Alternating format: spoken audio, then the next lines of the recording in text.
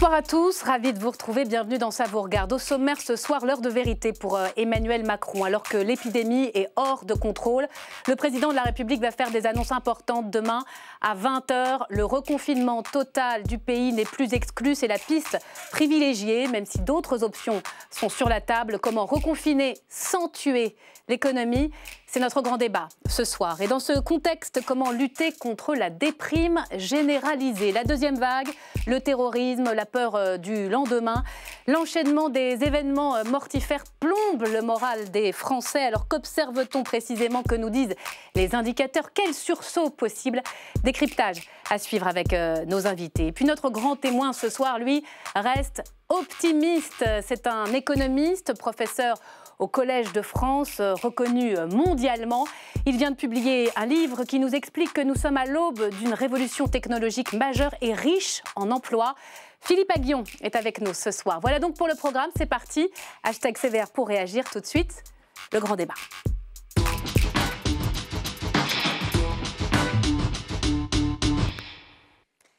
Et bienvenue à vous, chers téléspectateurs. Merci d'avoir choisi LCP. Bonsoir Philippe Aghion. Bonsoir. Merci infiniment d'être avec nous. Vous êtes notre grand témoin ce soir, économiste, professeur au Collège de France et à la London School of Economics de Londres. Vous avez longtemps enseigné aux États-Unis à l'université de Harvard et vous publiez ce livre, Le pouvoir de la destruction créatrice, coécrit avec Céline Antonin, Simon Bunel chez Odile Jacob. On va en parler tout à l'heure dans le détail.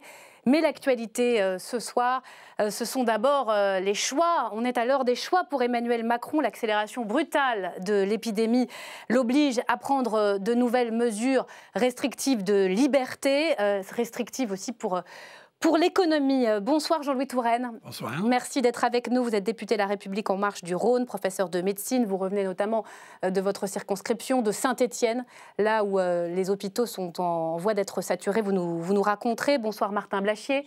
Merci d'être là. Vous êtes médecin de santé publique, épidémiologiste, fondateur de Public Health Expertise.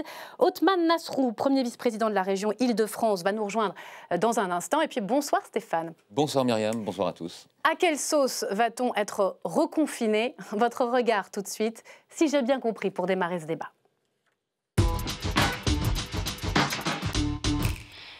Si j'ai bien compris ce soir.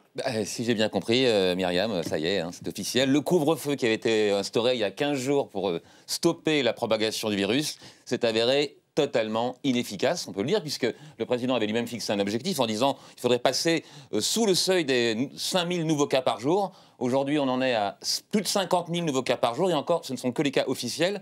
Il y en a vraisemblablement plus du double. Donc le couvre-feu est inefficace, il va donc falloir prendre de nouvelles mesures. Ah bah là, je dis hélas, parce que c'est mon point de vue, hélas, on n'y coupera pas, Myriam. Là, si les services de réanimation menacent d'être saturés, donc si on ne veut pas se retrouver avec des couloirs d'hôpitaux dans lesquels les gens meurent sans pouvoir être soignés, il faut impérativement, nécessairement, mettre un tour de vis supplémentaire contre le virus. Alors au départ, on nous a dit qu'il y a plusieurs scénarios envisagés. Ah oui, on a entendu ça donc avant le week-end. Vendredi déjà, justement, dans la région Rhône-Alpes, des médecins ont publié une tribune en disant... il faut durcir le couvre-feu, il faudrait qu'il commence à 19 h, puis même qu'il s'étende au week-end. Alors, en lisant ça, on se disait, mais alors, qu'est-ce qui va nous rester? Là, c'est vraiment le métro, boulot, dodo, la solution hyper déprimante. Et puis, en réalité, cette solution déprimante, c'est quand même la moins déprimante de toutes les solutions déprimantes parmi lesquelles il faut choisir. Pourquoi? Quels sont les autres scénarios? Alors, vous savez, c'est aussi un des problèmes, c'est que vous savez que depuis le début de la crise, on s'appuie sur les scientifiques, mais ils sont rarement d'accord entre eux pour savoir quelle est la meilleure solution. C'est encore un peu le cas aujourd'hui, chacun y va un peu de son avis, donc plus ou moins strict. Donc par exemple, le professeur Fontanet, qui est membre du conseil scientifique, donc ce qui lui donne malgré tout une certaine autorité, lui il disait, il faut reconfiner certainement, maintenant c'est grave, mais on pourrait le faire de manière localisée, de manière ciblée en quelque sorte géographiquement. Bon, ça paraît logique. Quand on voit par exemple le taux d'occupation des services de réanimation, on voit bien que c'est pas du tout la même chose en Grand Est ou en Rhône-Alpes. Donc pourquoi appliquer la même mesure à deux régions où les situations sont très différentes? Ou alors quitte à cibler, on pourrait cibler en fonction des populations. Il y a ce clip qui passe en permanence où l'on dit que 90% des décès ont plus de 65 ans. Donc pourquoi pas cibler les plus de 65 ans, les seniors? C'est ce que proposait le docteur Blachier. Bon, il se trouve que je vous épargne les détails, mais dans la revue politique, vous voyez que ça posait un problème de constitutionnalité, de confiner les seniors. Donc, si le Conseil constitutionnel n'est pas d'accord, qu'est-ce que vous voulez? On peut Alors, plus si rien on ne faire, peut pas confiner les plus âgés, qu'est-ce qui reste comme solution? Si on ne peut pas confiner les vieux, qu'est-ce qu'on fait? On confine les jeunes, évidemment. Ça peut être une autre solution aussi. Ça, c'est la solution du professeur Flao, qui était sur BFM TV, qui disait que, selon lui, pour mettre un vrai coup d'arrêt à l'épidémie, il faudrait que ni les collèges, ni les lycées, ni les universités ne fassent leur rentrée à la fin des vacances de la Toussaint. Il disait même qu'en primaire, il serait bon que les enfants de 6 à 11 ans portent des masques. Bon, évidemment, si on se place d'un point de vue strictement médical, la solution la plus efficace pour stopper le virus, on la connaît tous. Et comme d'habitude, c'est souvent le professeur Combe qui prône les solutions les plus raides. Et bien, une fois de plus, voilà ce qu'il disait ce matin. Là, je crois qu'on n'a plus le choix. C'est-à-dire que le virus est tellement présent parmi nous que là, je pense qu'aujourd'hui, on n'a plus le choix. Il faudrait reconfiner, un peu comme l'ont fait les Irlandais et les Gallois, pour remettre les pendules à l'heure, se permettre de se réorganiser, arrêter la saturation du système hospitalier, notamment des réanimations. Mais peut-on reconfiner sans ruiner l'économie, alors? Excellente question, Myriam. Je vous remercie de me l'avoir posée. Mais alors, plutôt que d'y répondre par moi-même, je vais laisser plutôt répondre le spécialiste de l'économie, qui n'est pas Philippe Aghion ici, mais plutôt Bruno Le Maire. Vous le connaissez, il est ministre de l'économie. Et quand on lui parle de reconfinement général, voilà ce qu'il en disait, c'était il y a 10 jours. Ce que nous devons éviter impérativement, Jean-Jacques Bourdin, c'est le reconfinement général des Français. Parce que ça aurait un impact social et psychologique considérable pas, donc. Et un impact économique insupportable pour l'économie française. Insupportable. Vous avez entendu comme moi, là, je voulais en assurer, vous avez entendu comme moi, un effet insupportable. Je suis entièrement d'accord avec vous. Je pense que sur c'est une l'économie folie. française. Je pense que c'est une folie et il ne faut pas laisser les épidémiologistes décider seuls. Je pense que les économistes doivent être associés à la décision.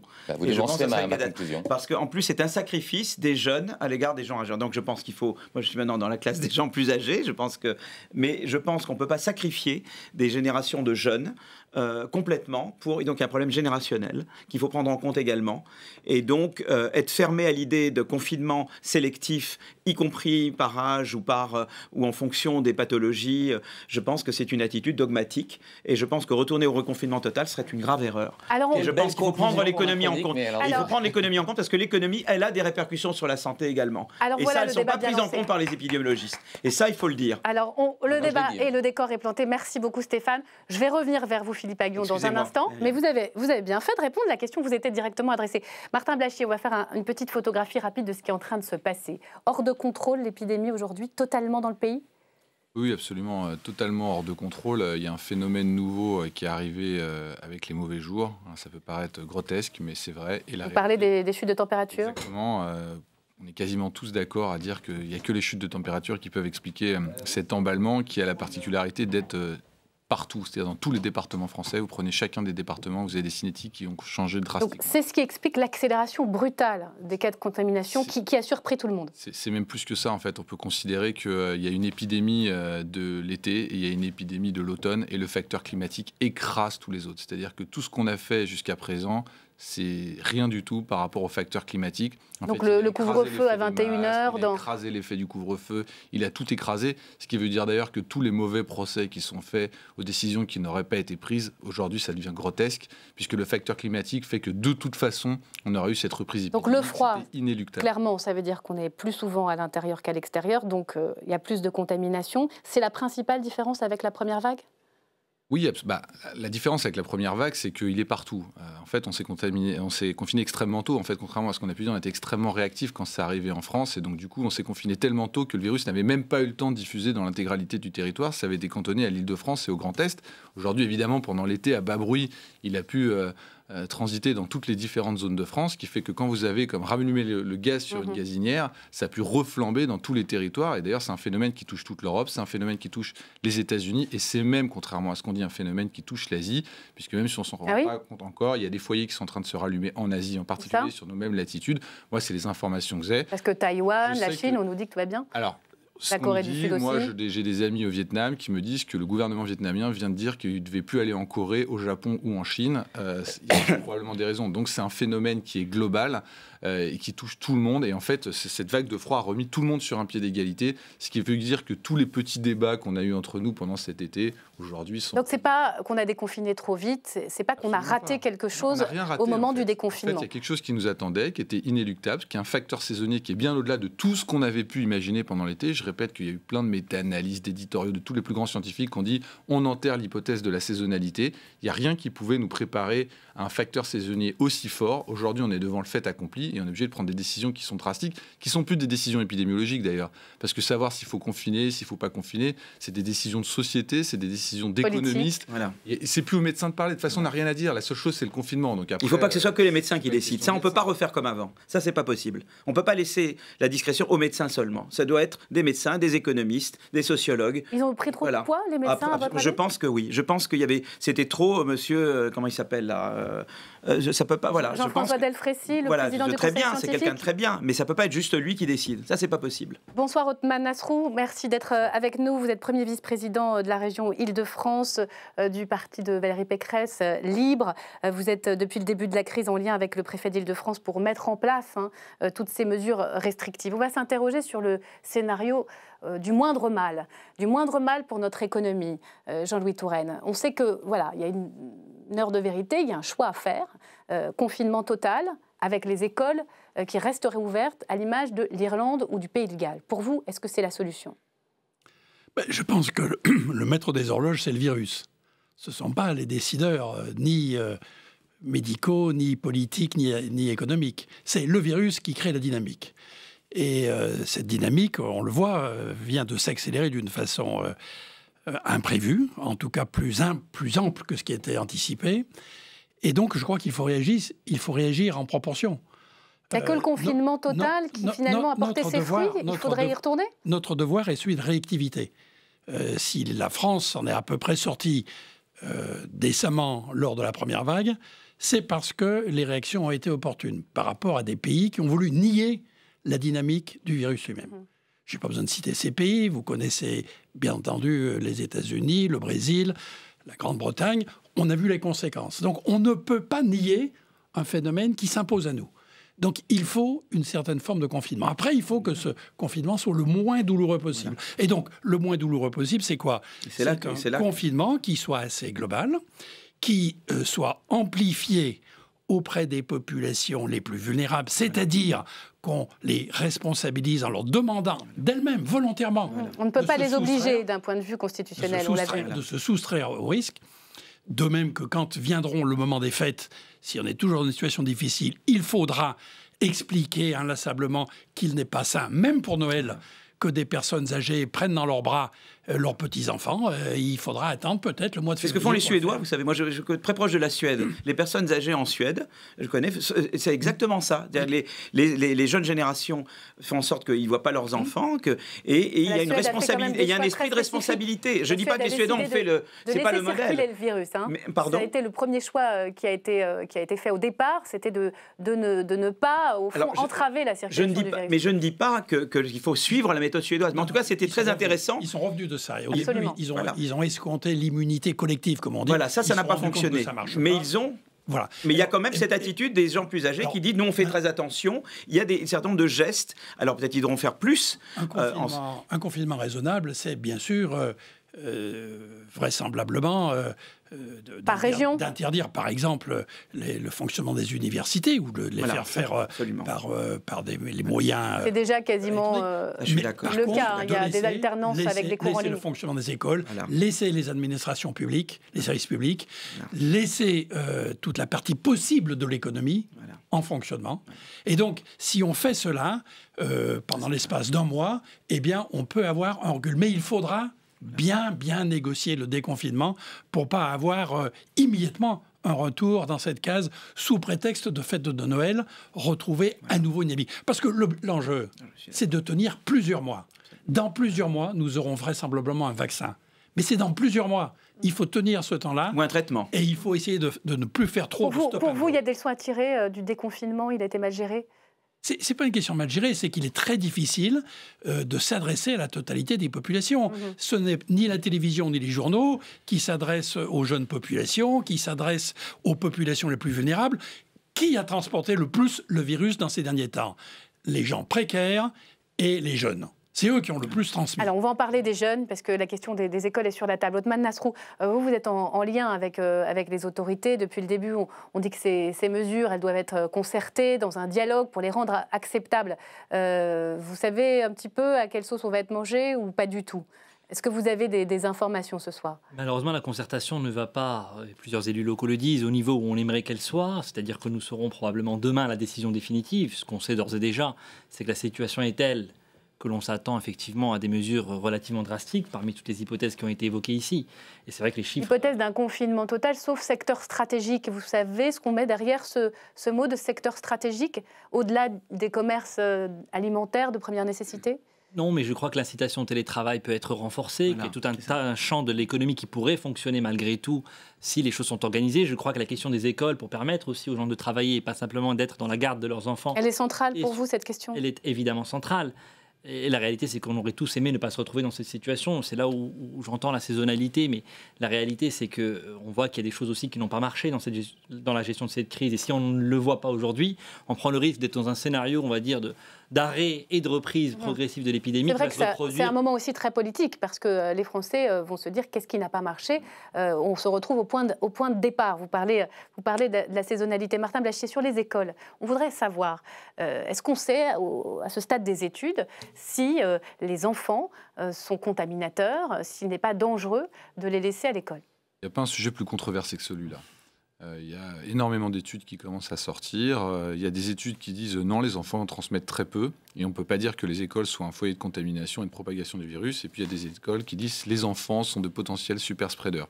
Aux États-Unis, ils ont été extrêmement prudents sur les écoles. En ce moment, il y a tout un courant d'études qui montrent que les écoles ne peuvent pas avoir un rôle clé dans la propagation de l'épidémie. Donc on ne sait pas. Il y a une étude asiatique qui vient de montrer que les enfants pouvaient être super prédateurs. On n'en sait rien. Mais là, encore une fois, je crois que c'est plus la question du choix de société qu'il faut se poser. On y vient. Mais juste ce que je voulais dire, c'est qu'il y a une chose qu'il ne faut pas qu'on rate, c'est la création d'une bulle protectrice autour de la population vulnérable. Parce que c'est ça qui va déterminer... Mais c'est quoi une bulle protectrice? Eh ben, le problème, c'est qu'il faut que ce soit il faut un guichet pour leur faire leurs courses aux personnes âgées, c'est très concret. Il faut des gens qui puissent les sortir de l'isolement malgré le fait qu'ils n'aient pas de contact à risque. Il faut des gens qui leur apportent à manger. Il faut mettre en place peut-être des solutions digitales pour éviter qu'elles se sentent trop seules. Il faut faire tout ce qu'on peut pour éviter que cette population souffre trop, parce que le président Macron, il peut dire ce qu'il veut demain, mais de toute façon, jusqu'en mars, on va devoir gérer cette question-là. Et cette question, il faut la gérer avec les gens, il faut la gérer avec les associations, il faut la gérer avec les personnes. Avec les élus aussi, parce que les mairies, les régions... On ne pourra, et je vais être très clair, on ne pourra jamais déconfiner cette population-là tant qu'on n'aura pas de vaccin. Donc cette population, autant se préoccuper tout de suite de cette question-là. Ça va durer combien de temps, le temps qu'on n'aura pas de vaccin? Aujourd'hui, on va refuser de dire on fait un confinement de cette population-là pour protéger la jeunesse. On va un petit peu encore sacrifier la jeunesse pendant quelques semaines. Mais dans quelques semaines, qu'est-ce qu'on va faire? La jeunesse va bien falloir qu'elle retourne à l'école. Le vaccin, juste pour préciser les choses, on entend parler d'un vaccin en Chine. C'est pas pour aujourd'hui un vaccin testable. Ce qu'on dit, c'est qu'on aura des informations pour savoir si ça marche ou si ça ne marche pas au début de l'année et qu'on les aura probablement à disposition plutôt premier semestre 2021. Et puis il y en a qui sont plus pessimistes et qui disent plutôt 2022, si les gens acceptent de se faire vacciner. Enfin, il y a tout un tas de et si. Je pense que la solution du vaccin, c'est un espoir, mais aujourd'hui, ça ne va pas être une variable de l'équation. À mon avis, c'est peu. Le problème, c'est cet hiver. Et il y a peu de chances qu'on ait un vaccin avant la fin de cet hiver. Alors, je vais me tourner vers l'économiste. On entendait Bruno Le Maire dire qu'un confinement total est exclu parce que l'économie ne le supporterait pas. Si on remet à l'arrêt l'économie, je dis bien si, il faut être extrêmement prudent. Personne ne sait ce que va annoncer le président de la République. Mais si l'économie s'arrêtait de la même manière qu'elle s'est arrêtée en février-mars, enfin mars-avril, est-ce qu'on pourrait s'en remettre ?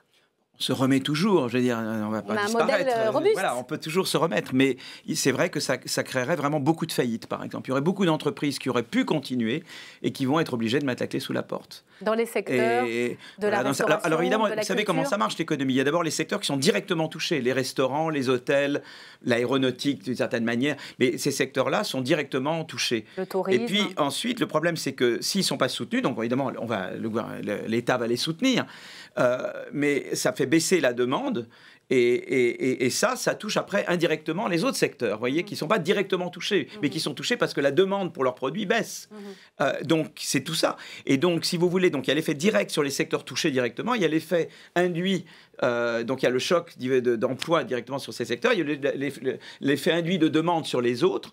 Et si vous voulez, si ça dure trop longtemps, ça veut dire qu'il y a beaucoup de faillites, qu'il y a beaucoup d'entreprises qui disparaissent. Est-ce que l'État a les moyens de soutenir ces secteurs avec le chômage partiel, avec les prêts garantis par l'État? Est-ce qu'aujourd'hui, les taux d'intérêt étant tellement bas, tout le monde fait la même chose, on peut continuer finalement cette politique-là de soutien? Oui, on peut absolument, non, on peut continuer. Mais enfin, c'est sûr que c'est voilà, ça. Si vous voulez, combien de temps? Oui, mais en même temps, je veux dire, Myriam, ce qui se passe, c'est que on veut soutenir la demande, mais d'un autre côté, vous savez très bien qu'il y a un gros problème d'offres. Qu'est-ce qu'a révélé le Covid? C'est que nous avions excessivement désindustrialisé. On s'est rendu compte qu'on manquait de respirateurs, qu'on manquait de principes actifs, et après on a fait la radiographie de l'économie française. On a vu qu'à part le nucléaire et l'aéronautique, la France avait perdu dans beaucoup de domaines. Donc le plan de relance, c'est à la fois un soutien à la demande, ce que ça a été tout au début, mais également un soutien à l'offre pour réindustrialiser. Et on ne veut pas qu'à nouveau tout parte uniquement du côté de la demde et rien pour réindustrialiser, parce qu'il y a vraiment une urgence à reconquérir la maîtrise de nos chaînes de valeur. Est-ce qu'il est obsolète? Et l'innovation, il faut financer. Là, on parle de vaccins, mais ça ne tombe pas du ciel. Le vaccin ou les traitements, parce qu'il se peut très bien que ce soit comme pour le sida, que finalement, ce soit un traitement autant qu'un vaccin, on n'en sait rien finalement. Mais ça, il faut l'innovation. Alors là-dessus, les Américains sont meilleurs que nous. On est très mauvais. Ils sont très mauvais sur le plan social, mais sur l'innovation, ils sont meilleurs que nous. Alors, et nous, on doit investir dans le tout ça. FMI a dit dans un rapport récent qu'au fond, il fallait mieux avoir des mesures strictes, radicales et claires si derrière la crise sanitaire était maîtrisée. Autrement dit, mieux vaut s'arrêter de façon ponctuelle, nette, et derrière, il y a un rebond. On touche le fond, on remonte très vite en exponentielle. Est-ce que vous êtes d'accord avec cette analyse? Au contraire de mesures graduées qui sont plus anxiogènes sur la confiance? Non, mais je pense qu'effectivement, je crois qu'il y a un juste milieu. Moi, je trouve qu'enfin là, je trouve que ce que vous avez évoqué comme mesure possible, ou ce que vous avez évoqué, je trouve que ça fait sens, c'est-à-dire un confinement ciblé. En gros, ce qu'il faut, et beaucoup d'études économiques montrent également qu'il faut un confinement ciblé, et puis après des mesures, et laisser aussi la société civile. Parce que vous voyez, ce qu'il y a, c'est que moi, je crois beaucoup dans le triangle entre le marché, c'est-à-dire les entreprises qui innovent, parce que finalement, le vaccin et les traitements, ça va venir des entreprises. Et les entreprises qui vont qui vont réindustrialiser, c'est elles. Mais l'État est là pour assurer, pour amortir le choc, pour nous assurer, pour nous aider. Mais il y a la société civile qui joue un rôle. Le Portugal, par exemple, a eu des résultats formidables parce que la société civile a joué. Si vous avez on est trop coercitif, vous tuez la société civile, vous l'empêchez elle aussi de prendre le relais. Il faut un bon équilibre entre l'État et la société civile. Othman Nasrou. Voilà. Juste, le confinement par classe d'âge, il a aussi tout à fait ses limites, parce qu'au bout d'un moment, on peut aussi penser... C'est pas juste classe d'âge, c'est par pathologie également. On peut penser que demander aussi à des gens... Il faut aussi que les mesures qui soient proposées soient soutenables aussi pour les personnes elles-mêmes. Et penser qu'on va demander jusqu'à l'été 2021 à des gens de se calfeutrer parce qu'elles sont trop âgées, ça me paraît aussi très difficile, en sachant qu'elles peuvent malgré tout être regagnées par le virus, parce qu'elles ont quand même une famille et qu'elles n'habitent pas toujours seules.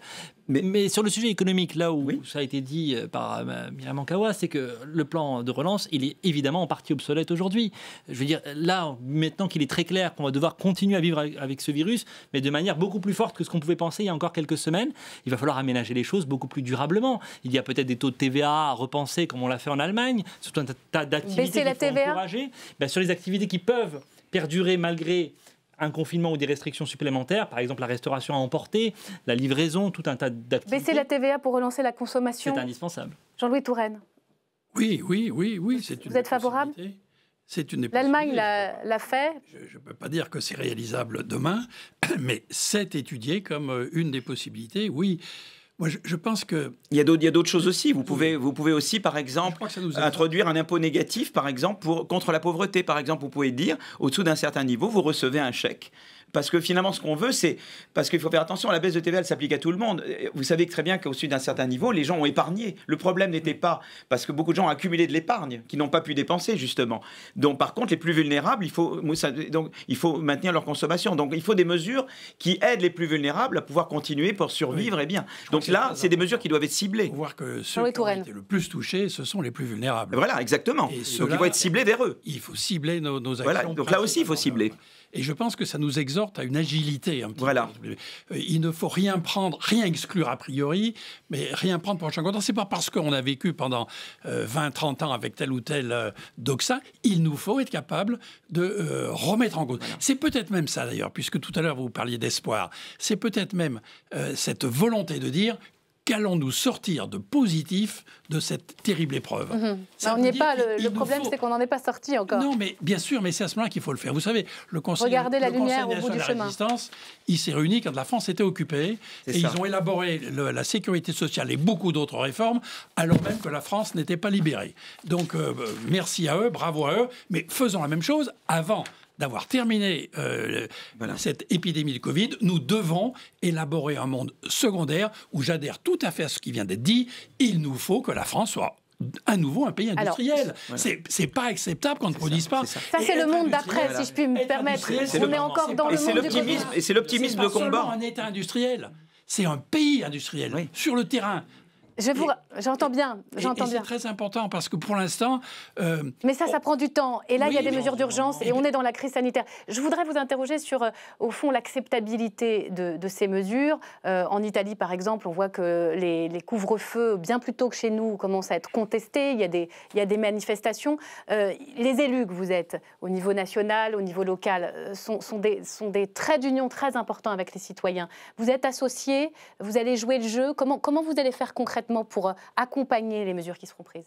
Et nous, Région Île-de-France, avec la présidente de région, on a choisi d'accompagner, et quel que soit ce qui sera annoncé demain, évidemment dans la mesure de ce qui peut être acceptable, de ce qui peut être envisagé, ce qui est sur la table aujourd'hui, nous accompagnerons naturellement, et il y aura un temps, encore une fois, pour les responsabilités et pour les débats, parce que il y a des choses à tirer aussi de ces enseignements. Si on ne veut pas revivre ensuite une troisième salve de restriction, une quatrième, une cinquième, il va bien falloir voir ce qui a marché ou pas. Est-ce que le suivi des contacts marche bien aujourd'hui dans les délais qui sont décents? On devait avoir 12 000 respirateurs, on n'en a que 5 000 là encore. Il y a des questions quand même qui sont parfaitement légitimes. Mais l'urgence du moment, elle n'est pas celle-là. Elle est d'accompagner les mesures restrictives qui seront annoncées demain, et en particulier sur le plan économique, parce qu'il y a la question de la précarité, mais il y a la question de l'emploi et la question des entreprises.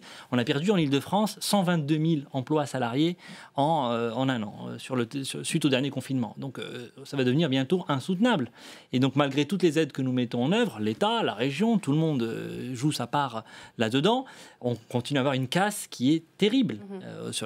Voilà. Et donc là-dessus, je suis curieux de savoir comment on va accompagner demain Vous attendez des mesures de soutien ou cette restriction supplémentaire pour l'emploi et pour les entreprises. Martin Blachier, question sur ces pays qui ont reconfiné. Israël a reconfiné, par exemple. C'est évidemment pas la même démographie, c'est pas la même population en termes de nombre et de géographie. Ça marche ou pas? Ah oui, ça marche le confinement, ça marche, ça casse la vague épidémique, aussi bien les contaminations quand on fait un reconfinement général que les hospitalisations qui suivent. Donc c'est sûr que ça marche bien. Après, c'est qu'est-ce qu'on fait après? Tout à l'heure, vous disiez, il y a une limite à reconfiner les populations les plus vulnérables. D'accord? Vous allez confiner du coup tout le monde pour ne pas que tout le monde soit d'accord, on est tous reconfinés, donc comme ça, il n'y a pas de discrimination, comme on dit. Je ne vois pas où est la discrimination. On vaccine les personnes de plus de 65 ans contre la grippe, on ne dit pas qu'on les discrimine. Attends, laissez-moi terminer. Unité collective. Donc vous ne faites pas ça. Non, vous allez comprendre. Vous ne faites pas ça, et donc ça veut dire que dans 4 semaines, vous déconfinez. Qu'est-ce que vous faites de la population vulnérable? Mais je repose. Qu'est-ce que vous faites de la population vulnérable? Je pose la même question. Votre objectif est que tout le monde ait le virus, sauf les personnes vulnérables? Non. Sachant que vous ne savez pas aujourd'hui si l'immunité est acquise définitivement. Enfin, il me semble que la doctrine scientifique n'est pas stabilisée au point de prendre ce risque. Je termine ma démonstration, c'est-à-dire que dans 4 semaines, vous redéconfinez tout le monde. Si vous voulez vraiment redéconfiner, l'épidémie va repartir. Donc, si elle va repartir, pour vous, un reconfinement total la population serait inefficace. Moi, je pense que cette épidémie a réveillé quelque chose qui existe dans la société, c'est la relation entre les générations. Et je crois que moi, ce que j'ai vécu, c'est que la génération des gens entre 60 et 80 ans n'est pas prête à faire le moindre effort pour la génération des plus jeunes. Et j'avoue que je le vis mal, et c'est quelque chose que je retiendrai. C'est la génération des baby-boomers, celle de 1968. Ça, tout le monde est allé, et personne ne s'est dit qu'est-ce que la jeunesse. Et quand je vois qu'Antoine Flahault ose dire que ce qu'il faut, c'est fermer les écoles, fermer les collèges, fermer les lycées, Et enfermer la jeunesse pour protéger les gens entre 60 et 80 ans, je me dis, il y a un vrai problème dans la société. Ça, c'est vraiment délirant. Et ça, va falloir travailler là-dessus. C'est délirant. C'est délirant. Qu'est-ce que ça veut dire? On se sacrifie pour cette génération-là? On ne peut pas sacrifier complètement la jeune génération. Mais ça ne veut pas dire que c'est un jeu à somme nulle. C'est pas un jeu à somme nulle. Mais c'est électoraliste. Mais bien sûr, pourquoi on refuse cette solution qui est la meilleure solution économique et qui est la meilleure solution politique? Et pourquoi vous n'êtes pas pour laquelle? Pour des raisons électorales. Je suis désolé de le dire. Il y a un tabou là-dessus pour des raisons électorales. Si vous permettez que je vous réponde d'un mot. Moi, j'appartiens à une génération qui est en train de tout perdre dans cette histoire. Et pas seulement dans cette histoire. Mais pardon de vous dire qu'aujourd'hui, c'est pas ma génération qui meurt. Et je suis désolé de vous dire que quand on a 90% des décès qui concernent les plus de 65 ans, on pense d'abord à eux. Justement, protégez-les. Et quand on parle de solidarité intergénérationnelle, on ne dresse pas la génération des... Allez, c'est vrai, on va pas vous mettre d'accord sur ce sujet. On ne peut pas confiner toute la France à cause de ça, c'est pas possible. On va rejoindre tout de suite Stéphanie Despierres. Stéphanie Despierres, elle est à Matignon, dans la cour de l'hôtel Matignon. Bonsoir Stéphanie, vous avez suivi pour nous les consultations de chefs de parti auprès de Jean Castex ce soir. Qu'est-ce qui en est sorti? Est-ce qu'on en a appris sur les différents scénarios sur la table, celui qui tiendrait la corde? Est-ce que les élus sont déçus ce soir? Eh bien écoutez, Jean Castex et Olivier Véran ont dressé un tableau très sombre de la situation face aux élus, les chefs de partis, de groupes politiques et de partis politiques. Le Premier ministre a expliqué que le couvre-feu risquait de ne pas suffire. Olivier Véran a expliqué que c'était sûr, d'ici 15 jours, les hôpitaux seraient saturés au même niveau que la première vague. Mais finalement, à l'issue de cette réunion, les groupes politiques et les partis sont déçus. Ça fait 3 fois qu'on nous consulte, ça fait 3 fois que ça sert à rien, disait tout à l'heure Fabien Roussel, secrétaire général du parti communiste, à droite comme à gauche à la sortie. Ils sont donc déçus car le gouvernement n'a pas donné ses scénarios. Ils ont donc eu l'impression qu'on leur demandait leur avis sur rien. Écoutez. C'est au Premier ministre, c'est à l'exécutif de nous dire voilà les hypothèses, voilà la situation, en fonction de ça, voilà les hypothèses que nous avons et quel est votre avis. C'est ce que nous attendions tous et puis chacun peut prendre ses responsabilités mais ça n'est pas à nous de faire des propositions aujourd'hui. Aucune hypothèse n'a été présentée ce soir par M. Castex. Concrètement, non, aucune mesure. Il nous a dit lui-même qu'il ne connaissait pas les mesures qu'annoncerait le Président de la République. Ce qui nous a aussi surpris, c'est que le Premier ministre lui-même nous a dit clairement qu'il ne connaissait pas les hypothèses. Donc on nous demande notre avis sur des hypothèses qui ne seraient même pas connues par le Premier ministre, sur ce que serait l'impact, par exemple, d'un confinement. C'est-à-dire qu'on est dans une forme de flou assez généralisé qui fait que cette réunion est apparue quand même comme assez surprenante par rapport à ça. Nous venons de vivre un voyage en absurdie, où l'on nous réunit pour nous demander notre avis sur des mesures que l'on ne connaît pas, des hypothèses que l'on ne connaît pas, tout en nous indiquant que le Parlement sera amené à les voter après que le Président de la République les ait décidés et annoncés. Bon, ça ne vous étonnera pas, moi ça ne m'étonne pas. Depuis le début, on assiste à une gestion complètement erratique de la crise sanitaire. On aurait pu penser qu'on tirerait les leçons de la première vague. La réalité, c'est qu'on se retrouve dans une situation pire à l'aube de cette deuxième vague que la situation qui était celle de notre pays lors de la première vague. Comme Marine Le Pen, Damien Abad, le président du groupe Les Républicains à l'Assemblée nationale, a dit qu'il était clairement opposé à un reconfinement. Alors Jean Castex, le monsieur déconfinement de la première vague, sera-t-il bientôt le monsieur reconfinement? Eh bien, réponse demain soir, c'est Emmanuel Macron qui fera les annonces pour cette crise sanitaire. Merci beaucoup Stéphanie Despierres. Jean-Louis Touraine, qu'est-ce que vous répondez à Marine Le Pen? Voyage en absurdie, on nous consulte sur rien. Non. Le Parlement n'est pas respecté. La preuve, c'est qu'ils sont tous présents à Matignon. Mais sans savoir ce qui est sur la table. Qu'ils sont écoutés. Alors maintenant, il est clair qu'on s'achemine vers vraisemblablement un confinement un peu moins sévère que lors du printemps dernier. Cependant, il est clair aussi que l'adhésion des groupes politiques comme de la population est moins facile pour la deuxième vague. C'est naturel, c'est obligatoire. On serait même et donc, il faut appelé à voter jeudi, je le rappelle. Il faut travailler pour essayer d'avoir le meilleur consensus possible au niveau local. Dans notre région, l'agglomération lyonnaise, tout parti confondu, les gens sont solidaires pour l'application des mesures. Et je pense que beaucoup de régions françaises appliqueront de la même façon, solidairement, ces mesures. Il reste, bien entendu, à maintenir dans la population un état psychologique qui ne soit pas dépressif. Il faut nourrir l'espoir. L'espoir pour après, mais aussi l'espoir pour pouvoir traverser cette fin d'année dans des conditions qui ne soient pas excessivement douloureuses. Peut-être sauver Noël. Et donc, on peut imaginer, on en a cité quelques-uns, des exemples pour aider ici les personnes âgées, pour là faire en sorte que les jeunes puissent quand même avoir des activités, etc. etc. Et c'est en nourrissant cet espoir qu'on va pouvoir une petite note d'optimisme. Développer des actions qui, demain, nous reconstruirons une France encore meilleure. Et faire confiance à la société civile, pas juste la coercion. Merci à tous. Merci à tous. On sera évidemment très attentifs demain aux annonces présidentielles. Merci d'être venu débattre sur LCP. Philippe Aghion, vous restez avec nous. On va parler à présent d'un pouvoir un peu mystérieux, le pouvoir de la destruction créatrice. C'est le titre de votre livre. On y va.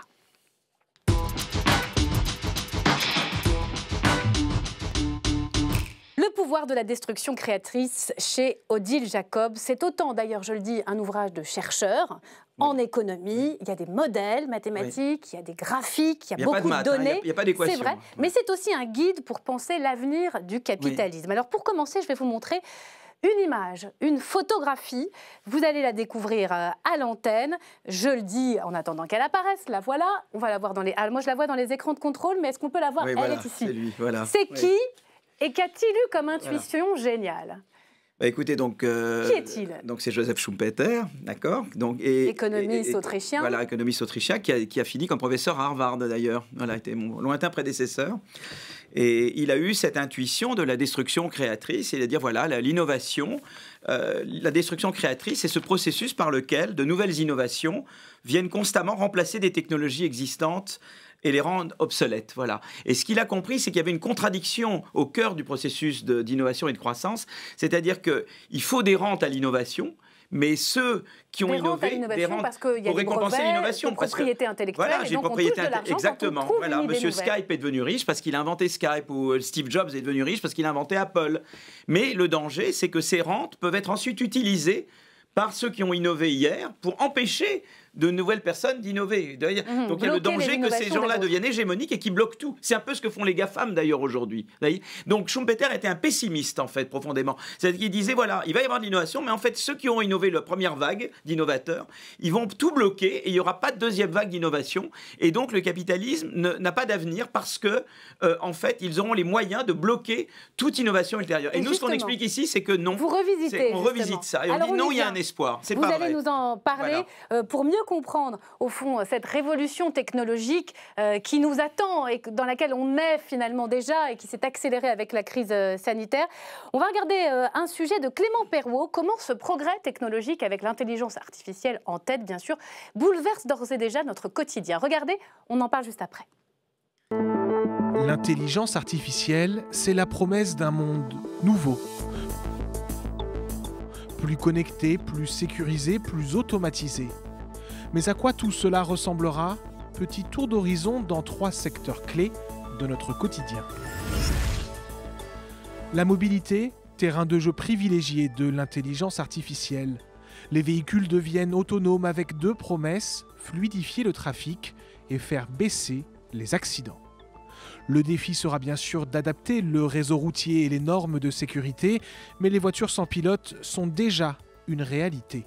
Selon le cabinet d'études américain Gartner, 745 000 véhicules autonomes circuleront en 2023. Un monde sans caissier, c'est déjà bien souvent une réalité, mais l'ambition de l'intelligence artificielle, c'est un monde sans caisse du tout. Amazon a déjà lancé ce type de supermarché. Le client se connecte via une application, tous les articles qu'il prend sont scannés automatiquement. Il peut repartir avec ses achats dans son sac ou même dans sa poche. La note lui sera envoyée sur son smartphone. Intérêt de ce supermarché du futur, le gain de temps. Les machines intelligentes sont un espoir immense pour la santé de demain. Et c'est sans doute dans le diagnostic du cancer que les progrès sont le plus impressionnants. En emmagasinant un nombre massif de données, des machines peuvent détecter un mélanome à partir d'une simple photo ou encore un cancer du sein à partir d'une mammographie. Aujourd'hui, les programmes se limitent à aider les médecins dans des tâches bien précises, mais demain, les dépistages de cancer pourront être entièrement confiés à des machines. On est à un moment charnière en matière d'innovation technologique, comparable à des grandes révolutions industrielles. Oui, il y a la révolution de l'intelligence artificielle, effectivement, qui permet d'automatiser des tâches qu'on pensait inautomatisables, comme la conduite de voiture ou les consultations médicales.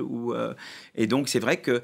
voilà. Mais chaque grande révolution industrielle, ça a été l'automatisation de tâches. Là, déjà, la machine à vapeur, c'était le mouvement du ludisme. Et on avait peur à chaque fois que ça crée du chômage de masse. Parce qu'on avait peur que les machines remplacent les hommes et que du coup, ils mettent les hommes au chômage. Mais vous reconnaissez qu'il y a quand même des métiers qui vont disparaître. Oui, mais il n'y a pas d'effet de substitution entre les nouveaux emplois et ceux qui vont être détruits. Mais il y a aussi de nouvelles activités qui apparaissent. Et c'est ça lié à la destruction créatrice. Il y a des métiers qui vont disparaître, mais il y a de nouveaux métiers qui apparaissent. Mais il y a plus de nouveaux emplois que d'emplois détruits. Eh bien, c'est ça qui est très intéressant, c'est que j'ai fait une étude donc, qui est mentionnée dans le livre avec donc, mes co-auteurs. Nous avons tous les trois, plus un quatrième co-auteur, fait une étude qui montre que les firmes qui automatisent plus en France, eh bien, elles créent plus d'emplois. Pourquoi ? Parce que c'est vrai qu'il y a la substitution des machines se substituent aux hommes. Mais ces machines qui automatisent, en fait, elles deviennent beaucoup plus productives et donc compétitives. Et donc, elles augmentent énormément leur part de marché, donc leurs commandes, et du coup, elles embauchent. Oui, parce que l'effet de productivité l'emporte sur l'effet de substitution. Et c'est ça qui explique historiquement que ni la révolution de la machine à vapeur, ni la révolution de l'électricité n'est conduit au chômage de masse que d'aucuns avaient prédit. Donc, les emplois qui vont disparaître, parce que c'est toute la question, c'est la transition. Voilà. Comment on fait pour cela ?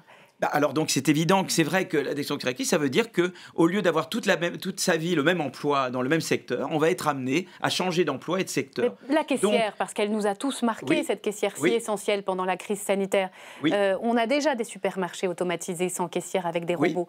Elle va faire quoi ? Une reconversion ? Vous pensez qu'on a le modèle social et économique adapté pour qu'elle puisse se reconvertir et trouver un emploi ? On l'a pas complètement. Les Danois l'ont trouvé. Ça s'appelle la flexi-sécurité. Et qu'est-ce que c'est que la flexi-sécurité ? Ça veut dire que vous donnez des garanties de revenus à quelqu'un qui perd son emploi et des garanties de formation pour les aider à rebondir sur de nouveaux emplois. Et ça marche si bien, la flexi-sécurité au Danemark, qu'il y a eu une étude par notre collègue Alexandra Roulet qui montre qu'au Danemark, quand on perd son emploi, ça n'a aucune incidence sur la santé parce que le système est tellement perfectionné. Et donc, il faudrait qu'on ait la même chose. On retrouve très rapidement un emploi, la durée du chômage est très faible. Et nous, on recommande dans les livres à la fois la flexi-sécurité et pour empêcher les trappes de pauvreté, on recommande l'impôt négatif. C'est-à-dire qu'au-dessous d'un certain niveau de revenus, absolument, vous devrez recevoir un chèque automatiquement. C'est comme un RSA automatique. Alors, il y a toute une série d'idées reçues que vous balayez aussi dans votre livre, notamment sur la question écologique et le réchauffement climatique. Vous dites non, la décroissance ne permet pas de lutter contre le réchauffement. C'est pas la solution.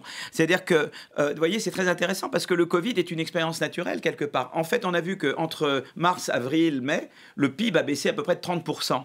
Les émissions de CO2 d'à peine 8%. Donc on voit bien que la décroissance n'est pas la solution.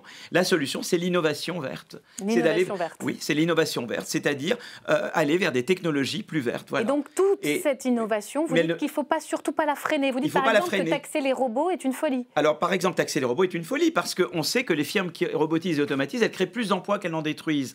Maintenant, pénaliser les firmes qui licencient à tour de bras ou qui ont un recours excessif au CDD, c'est ce qu'on appelle le malus, ça je suis tout à fait pour.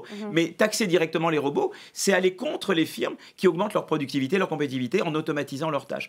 Mais l'innovation, elle vous permet aussi, donc, l'innovation verte, c'est la solution, c'est ce qui nous permettra d'avoir une croissance durable de notre niveau de vie, tout en luttant contre le réchauffement climatique et en tenant compte des ressources épuisables. Le moteur de la croissance reste l'innovation. Vous l'expliquez, vous le démontrez parfaitement dans ce livre. Dernière petite question, très rapidement. Vous parliez de la réindustrialisation nécessaire.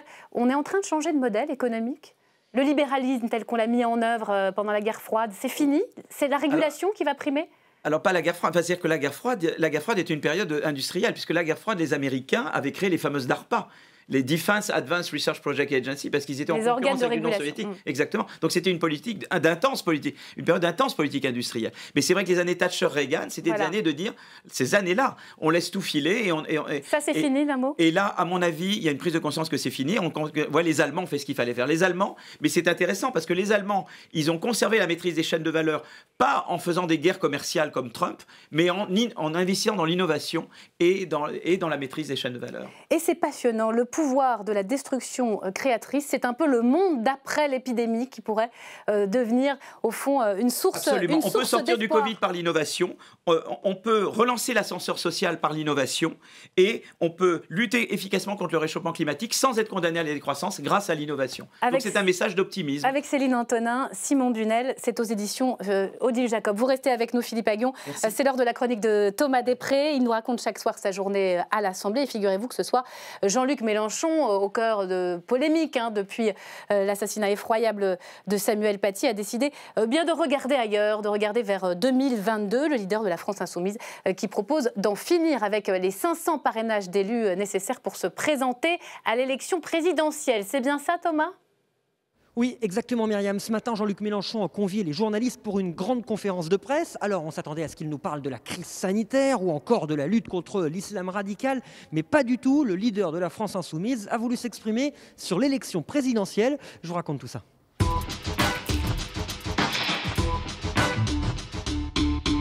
Alors au programme, ce matin, Jean-Luc Mélenchon était venu avec une proposition choc, une réforme du mode de désignation des candidats à l'élection présidentielle. À côté des 500 signatures d'élus qui sont aujourd'hui nécessaires pour obtenir l'investiture, la possibilité de participer à l'élection présidentielle. Une autre voie d'accès, c'est-à-dire, nous ne supprimons pas celle qui existe déjà, une autre voie d'accès existe, qui serait la collecte de 150 000 signatures de citoyennes et de citoyens. Alors la proposition de Jean-Luc Mélenchon, elle est ici, 6 pages, un article unique pour permettre à 150 000 citoyens de désigner leur candidat à l'élection présidentielle. Concrètement, ces citoyens devraient être répartis dans au moins 30 départements en France et ce serait le Conseil constitutionnel qui devrait recevoir leur parrainage. Alors cette proposition, elle n'est pas vraiment nouvelle. Lionel Jospin, l'ancien Premier ministre, avait fait cette proposition dans un rapport en 2012. Elle n'avait pas été retenue, mais qu'en pensent les députés aujourd'hui? On est allé leur poser la question. Si ça permet de développer une approche citoyenne des candidatures à la présidence de la République, pourquoi pas? Vous savez, les élus locaux, ils représentent les citoyens. Ils ont été élus. Donc moi, je suis pour qu'on maintienne ce seuil des 500 signatures. Ça nous évitera d'ailleurs quelques candidatures farfelues à l'élection présidentielle. C'est une proposition qui se réfléchit. C'est pas une nouvelle proposition. Oui, ça se réfléchit. Je ne sais pas pourquoi ça vient maintenant, parce que j'espère que c'est pas parce qu'il a peur de ne pas avoir ces 500 signatures, si je peux me permettre d'être taquin. C'est possible que le Mélenchon 1, qui a failli casser la baraque de 2017, ne soit pas le Mélenchon 2 de 2022. Vous avez été candidat à la présidentielle. Ils sont durs à avoir, les 500 parrainages? Oui, c'est pas facile, surtout que les grands partis verrouillent à mort. Mais bon, je les ai quand même eus, donc ça prouve qu'on peut les avoir. À votre avis, pourquoi ils font cette proposition-là, Jean-Luc Mélenchon? Dans le tempo, c'est un peu curieux.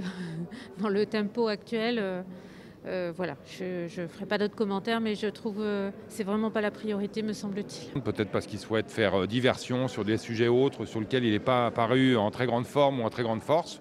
Je le laisse avec ses propositions de loi, je dirais, surprenantes, et je me concentre sur l'essentiel aujourd'hui. Comme à son habitude désormais, la France Insoumise est dans l'extravagance, y compris avec le texte fondateur de nos institutions.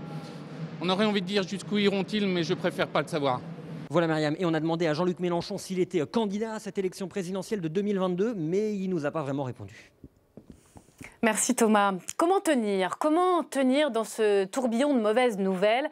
Le moral des Français est-il à son plus bas? Et que nous dit cet indicateur sur notre avenir? C'est le temps du décryptage, tout de suite.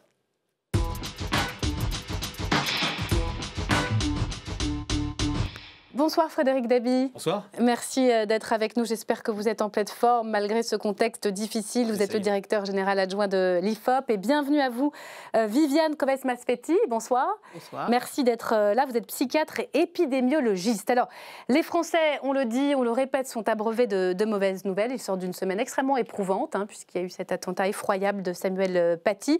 Comment garder le moral dans cette période de deuxième vague du Covid? Eh bien, l'humour comme antidote. C'est un reportage de Nathalie Guilloire. J'ai pas le moral, voilà, c'est tout, quoi. Mais on vit avec, c'est tout. On a l'impression qu'on essaye de nous anéantir complètement. Les Français sont loin d'avoir le moral. Pareil pour le gérant de ce restaurant ouvert depuis moins d'1 an. C'est épuisant de repartir à zéro. On a divisé le chiffre d'affaires par 4 en une semaine. C'est pas ouf. On attend la fin de l'épidémie avec impatience. Dans ce contexte plus que morose, certains ont décidé de ne pas se laisser abattre. Dans ce restaurant, au lieu du stand-up, on propose des spectacles d'humoristes en plein après-midi et la fréquentation est au rendez-vous. On a quand même pas mal de monde qui viennent, ouais, de plus en plus.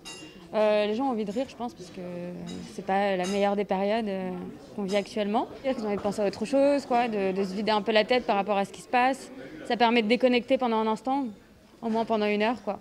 Et la crise sanitaire est une source inépuisable de sketchs. C'est dingue quand même, c'est d'avoir les bars enfermés, on n'a plus pu acheter d'alcool après 20 h, il faut se laver les mains tout le temps. On a rarement eu autant de matière dans les infos, dans ce qui se passe partout dans le monde.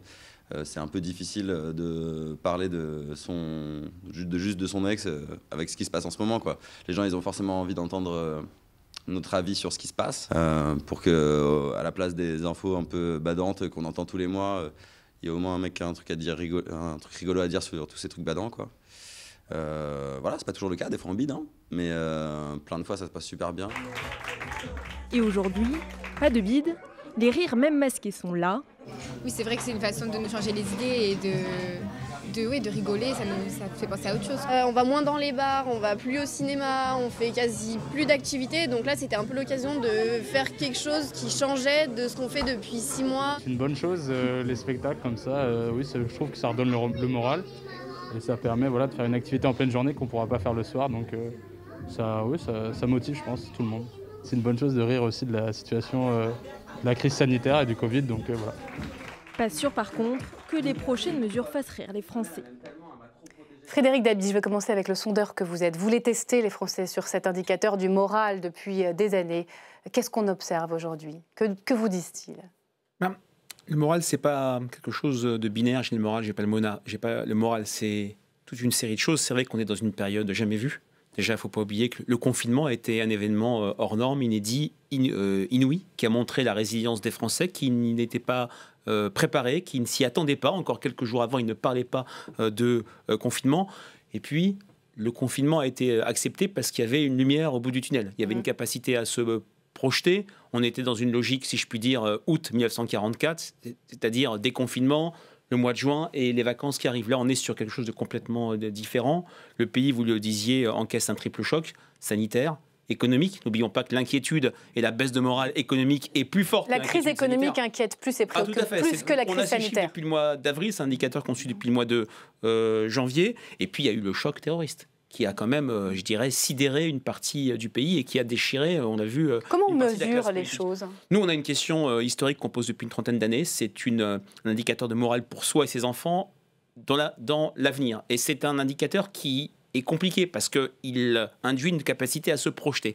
Ce qui est très compliqué là, dans la période que l'on vit, avant les annonces qui auront lieu demain, c'est la difficulté des Français, quasiment jamais vu, vous me donnerez peut-être un contre-exemple, à se projeter à même très très court terme. C'est ça qui, à mon avis, sape le moral, avec des catégories qui sont particulièrement touchées. Je pense sur le plan économique aux 25-29 ans, la génération de l'insertion qui ne peut plus s'insérer, et c'est cette génération, on l'a analysé il y a quelques semaines dans un sondage européen, La Tribune, qui souffre le plus de la crise, y compris psychologiquement, et également, c'est les deux extrêmes du spectre générationnel, les personnes les plus âgées qui vivent très mal cette période. Dernière question, on dit souvent que les Français sont les champions du pessimisme, c'est pas nouveau. Là, on observe, c'est pire qu'avant. On observe vraiment une différence? Pas complètement. D'une part, c'est pas complètement vrai. C'est un pessimisme, je le dirais, de projection, c'est-à-dire l'inquiétude pour ces enfants qui est vraiment au cœur du pessimisme français.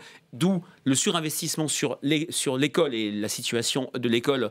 Et je mets de côté ce qui s'est passé le 16 octobre, inquiète très fortement les Français. Et puis, de l'autre côté, il y a ce sentiment de ne pas voir le bout du tunnel. Et là, on a vraiment, si demain un reconfinement est annoncé, c'est un point de différence majeur entre ce qui s'est passé le 16 mars et ce qui se passerait en fin de semaine. Vous n'avez pas fait d'enquête encore, mais si c'était annoncé, donc je mets beaucoup de conditionnels, ils ne le comprendraient pas, les Français. Ce serait très difficile. Je ne dirais pas ça. Ce ne serait pas la même logique que le mois de mars. Au mois de mars, c'était le gouvernement nous trompe et nous ment, notamment sur les masques. Là, c'est plutôt la critique qui n'a pas préparé assez à la deuxième vague. Très bien. Viviane Kobes-Masfetti, vous êtes épidémiologiste et vous êtes psychiatre. Vous récoltez des données à partir de l'hôpital, des données en psychiatrie. Qu'est-ce qu'on observe? Alors, je ne récolte pas des données à partir de l'hôpital. Les données sont récoltées à partir de l'hôpital, mais actuellement, elles ne sont pas disponibles. C'est-à-dire, pour pouvoir dire quelque chose, il faudrait comparer l'année 2020 avec l'année 2019. Donc, on a bien 2019, mais 2019, le Covid est arrivé assez tard. Mais on a vu beaucoup de conséquences psychiatriques sur le terrain du Covid, de l'anxiété, des dépressions. Comme vous l'avez dit, je suis une épidémiologiste. Ça veut dire qu'il faut les chiffres pour pouvoir le dire. Ce qu'on a vu, c'est donc Santé publique a fait une enquête en utilisant un indicateur d'anxiété et de dépression, mais qui n'est pas un indicateur diagnostique. On parlait tout à l'heure du moral. Le moral, ça existe, c'est important, mais ce n'est pas une maladie mentale. Non, ça c'est sûr. Moi, je suis psychiatre, je vous parle des maladies mentales. Donc quand on dit que les gens n'ont pas le moral, ils sont tristes, ça... Il y a des signes, les anxiolytiques, les psychotropes. Alors, faut voir, justement. Il y a une très bonne étude qui a été publiée qui suit un petit peu pendant le confinement et à la suite du confinement les différents types d'anxiolytiques et de psychotropes d'une façon générale. L'utilisation des antidépresseurs a diminué, celle des antipsychotiques est restée à peu près stable. Quant aux anxiolytiques, ils ont beaucoup augmenté au début et ce qui est très intéressant, c'est qu'ensuite ils ont diminué. Et ils sont revenus à un niveau à peu près normal et c'est à peu près la même chose pour les Donc pour le moment, l'épidémiologiste que vous êtes nous dit l'incertitude, Frédéric Dabi parlait de l'incertitude qui au fond caractérise cette crise, n'a pas d'effet, enfin mesurable, c'est trop tôt pour le dire, sur au fond notre état psychique ou simplement notre angoisse par rapport à l'avenir. L'angoisse, c'est pas une maladie mentale. Je veux dire, d'être dans une situation comme la nôtre en ce moment et d'être anxieux, voire de mal dormir, ce sont des symptômes, c'est une réaction. L'être humain est un être en réaction. Donc que les gens aient des réactions, qu'ils en parlent entre eux... Mais ça, on peut le constater. Voilà, mais ce n'est pas de la psychiatrie. Absolument, ça n'est pas de la psychiatrie, c'est sûr. J'espère que ça ne va pas le devenir. Absolument, on peut s'en réjouir, on peut tous être angoissés sans être juste un malade mot, psychiatrique. si je peux me... Voilà. En fait, vous faites référence beaucoup à l'ascenseur social qui s'est cassé. C'est-à-dire en France, il y a eu un grand problème. Avant, on avait l'espoir que, venant même de milieux modestes, on pouvait arriver par le travail. Et l'ascenseur social s'est cassé. Vous savez, comme vous le savez, les indicateurs de PISA, on sait que les tests PISA sont détériorés et la dépendance au milieu social a augmenté des tests PISA, voilà, de la performance au PISA. Il y a le problème de la mobilité sociale. Et la question, c'est comment je relance l'ascenseur social. Et en fait, l'outil fiscal n'est pas le seul outil. En fait, les bons outils, c'est les bons emplois, c'est-à-dire d'avoir des emplois qui promeuvent, qui permettent la promotion. Et en fait, les firmes innovantes, elles créent de ces emplois. C'est-à-dire qu'elles se projettent davantage. Donc, en poussant l'innovation, vous poussez la création de bons emplois. Donc, je crois qu'il faut vraiment aller vers ces autres leviers. Ça ne veut pas dire qu'il faut négliger le levier fiscal, mais il faut lui ajouter le levier de la formation.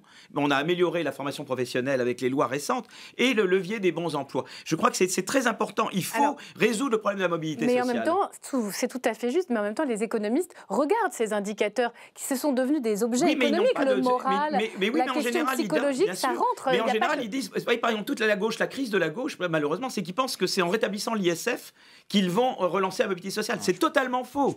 C'est une idée fausse. Ils n'ont pas la solution. Alors, on va revenir à notre sujet.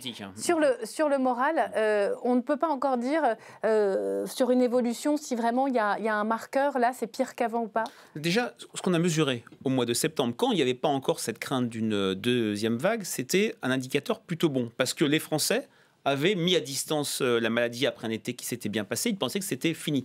Donc on a eu des chiffres plutôt bons, alors que traditionnellement, le mois de septembre, c'est le mois de la rentrée, c'est le mois de la crispation sur le pouvoir d'achat, c'est le mois, pour varier des impôts en 2013, du ras-le-bol fiscal et du choc fiscal. Aucun effet sur la mobilité sociale, c'est incroyable. Effet, effectivement, et c'est vrai que là, il y a les chocs dont j'ai parlé, il ne faut pas négliger l'effet du choc du 16 octobre. Il ne faut pas négliger cet effet-là. Il y a cette dimension sanitaire qui est particulièrement prégnante et le sentiment qu'il y a un lien entre sanitaire et impact économique. Et c'est vrai que le pessimisme dont vous parliez, on pose une question depuis une vingtaine d'années sur pensez-vous que vos enfants vivront mieux que vous quand ils auront votre âge. C'est là que vous parlez d'ascenseur social. Il y a à peine 20% des gens qui disent qu'ils vivront mieux et quasiment 2 tiers, ils vivront moins bien. C'est là que se niche le pessimisme français. Est-ce que, on parle de l'épargne qui s'accumule, est-ce que ce choc, l'attentat terroriste du 16 octobre, le moral en berne, est-ce qu'on a déjà des indicateurs sur la consommation, sur la capacité, au fond, de continuer sa vie comme avant? Je ne suis pas économiste, mais on sait bien que la consommation est l'un des rares leviers qui marche bien en France. Mais quand je regarde la capacité d'épargne à travers des enquêtes, donc du déclaratif, il y a 2 segments générationnels où la capacité d'épargne s'est effondrée. Les fameux 25-34 ans, cette génération de l'insertion, et les 50-64 ans, qui est la génération la plus fragilisée, qui, entre parenthèses, vote le plus tendanciellement pour le Rassemblement national. Et sur une enquête IFOP il y a quelques années, on a vu en 10 ans une capacité d'épargne qui s'était effondrée de 19 points. D'où l'importance de chèques verts, de chèques de consommation, de mon impôt négatif. Absolument, voilà, mais je voudrais qu'on revienne à vous, Viviane Coves-Masfetti, les jeunes. C'est dur d'avoir 20 ans en 2020, c'est ce qu'avait dit Emmanuel Macron. Vous connaissez cette citation, je ne permettrai à personne de dire que 20 ans est l'âge le plus heureux de la vie. D'être jeune, ça a toujours été difficile. Vous n'y voyez pas un tournant aujourd'hui avec une difficulté supplémentaire à faire ses études, à trouver un travail? Alors, il y a le problème des difficultés économiques et des difficultés d'insertion, mais ça, on en parlait bien avant le Covid. Ça ne vient pas d'arriver. Le Covid a amplifié les choses. Voilà, le Covid, c'est ce que je dis souvent, le Covid a un effet amplificateur. Et révélateur. Mais cette question de l'insertion des jeunes, elle est là, elle est présente, elle est ancrée, on l'a décrit depuis plusieurs années. C'est un problème de société, de même que les indicateurs PISA. Oui, et de formation professionnelle qui ne fonctionnait pas. On avait un système désastreux de formation professionnelle. Pour conclure, comment on garde le moral dans cette période? Vous avez des conseils? L'humour, c'était pas mal. Vous avez commencé comme ça. Je pense que l'humour, c'est pas mal. Et la résilience, bâtir la résilience. La résilience. Et surtout du côté des pouvoirs publics, un cap et le sentiment qu'il y a un parler vrai. C'est ce qu'a incarné à un moment Édouard Philippe. Très bien. Eh bien, il faut montrer, en tout cas, il faut montrer la voie. Il faut montrer la voie et de dire voilà, on peut réindustrialiser, on peut vraiment par l'innovation sortir du Covid, faire une croissance verte, relancer l'ascenseur social, montrer la voie. On entend votre fougue et votre optimisme. Merci infiniment, Philippe Aghion. Merci à vous d'être venu sur le plateau d'LCP. Très belle soirée et à demain.